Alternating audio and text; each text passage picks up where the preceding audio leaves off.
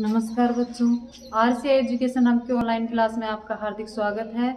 और आज हम पढ़ेंगे कारक के 6 भेद हमने पढ़ लिए, यानी 5 भेद हमने पढ़ लिए और 3 और बच रहे हैं। कौन से? संबंध कारक, अधिकरण कारक और संबोधन कारक। इसके बारे में अब हम पढ़ेंगे कि संबंध कारक किसे कहते हैं। संज्ञा व सर्वनाम का वह रूप जो दूसरे संज्ञा या सर्वनाम शब्दों से संबंध बतलाए संबंध कारक कहलाता है। यानी कि कोई भी संज्ञा या सर्वनाम है, उसका संबंध अगर दूसरे संज्ञा या सर्वनाम से बतलाया जाए तो उसको क्या कहते हैं? संबंध कारक कहते हैं। जैसे अपना पर्स संभाल कर रखो, तो इसमें अपना पर्स किसका संबंध किससे बताया जा रहा है? पर्स का संबंध किससे बताया जा रहा है? अपना, यानी कि किसी को हम कहें कि भाई अपना पर्स क्या रखो, संभाल कर रखो, तो इसमें जो पर्स का संबंध किससे बताया जा रहा है? अपने से। और इसमें मेरा चश्मा बहुत कीमती है, तो जो चश्मा है वो किसका है? मेरा है। तो जो चश्मा है इसका संबंध किससे बताया जा रहा है?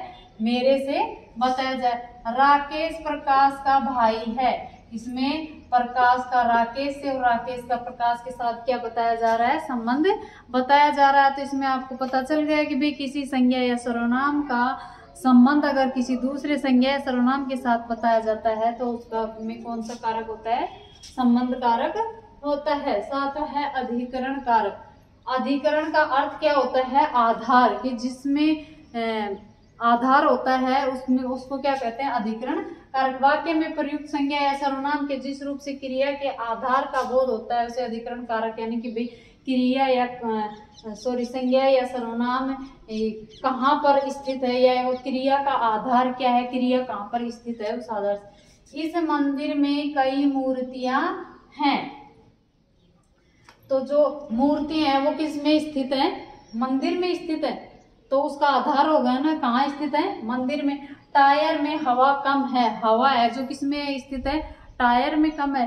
तो इस वजह से अधिकरण कारक में क्रिया का आधार बताया जाता है और संबंध कारक में एक संज्ञा या सर्वनाम का संबंध दूसरे या संज्ञा या सर्वनाम के साथ बताया जाता है। अब हमारा है संबोधन कारक।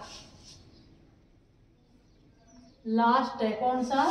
संबोधन कारक। भी संबोधन कारक किसको कहते हैं? उदाहरण सहित हम समझेंगे कि भाई संबोधन कारक आखिर होता क्या है। कारक के साथ भेद हमने पढ़ लिए हैं, ये 8 और लास्ट भेद है। वैसे तो आपको संबोधन का नाम सुनते ही पता चल रहा होगा कि संबोधन कारक क्या होता है। किसी को बुलाना या पुकारना, किसी को संबोधित करना, संबोधन कारक।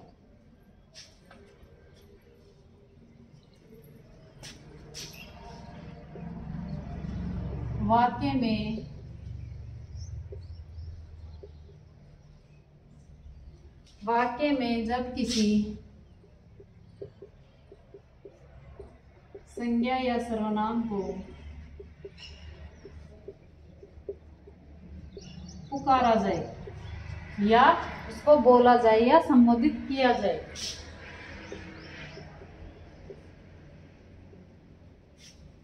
वाक्य में किसी संज्ञा या सर्वनाम को बोला जाए या पुकारा जाए अथवा संबोधित किया जाए,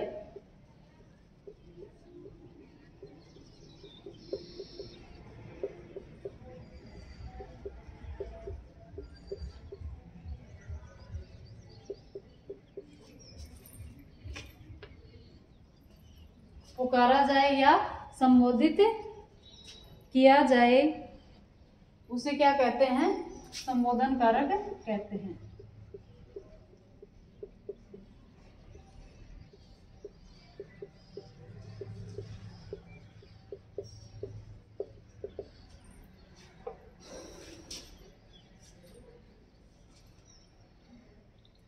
संबोधन कारक किसी को पुकारने का, बुलाने का या किसी को संबोधन करने का या सावधान करने का जो बोध होता है उसको किस में होता है? वो संबोधन कारक में होता है। जैसे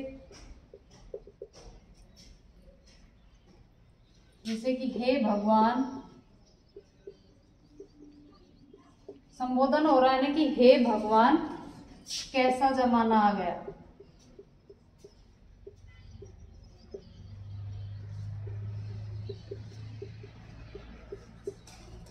ठीक है। दूसरा जैसे अरे शोर मत करो या चिल्लाओ मत।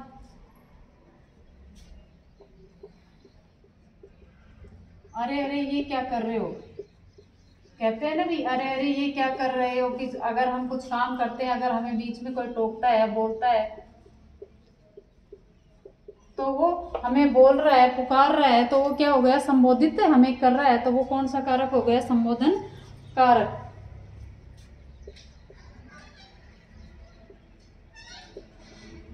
ओ भाई कहाँ भागे जा रहे हो।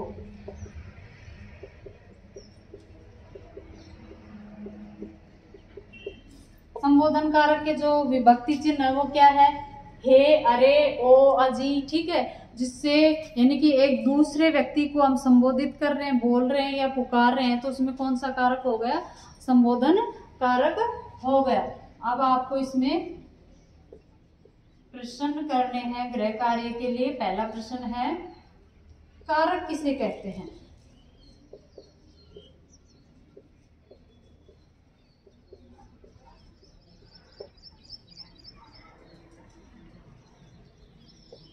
नंबर 2, संबोधन कारक को उदाहरण सहित समझाइए।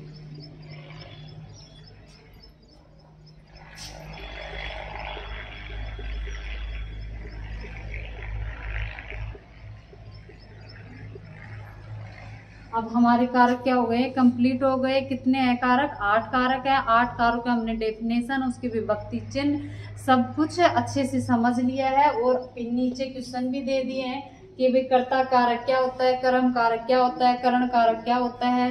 ठीक है, तो ये सारे संप्रदान, अपादान, ठीक है, ये सारे जो कारक है 8 कारक, उनके बारे में हमने पढ़ लिया है कि क्या होते हैं, इनकी डेफिनेशन कैसे क्या है। ठीक है, इनके बारे में हमने पढ़ लिया है। इनको आपको अच्छे से याद करना है, ध्यान रखना है। ठीक, और उसके बाद में इसको हैंड राइटिंग, सुंदर सुंदर हैंड राइटिंग में आपको लिखना है और याद भी करना है। धन्यवाद। आगे का जो मैटर है हम आगे की क्लास में पढ़ेंगे, अगला चैप्टर। ठीक है, आज के लिए इतना ही काफी है।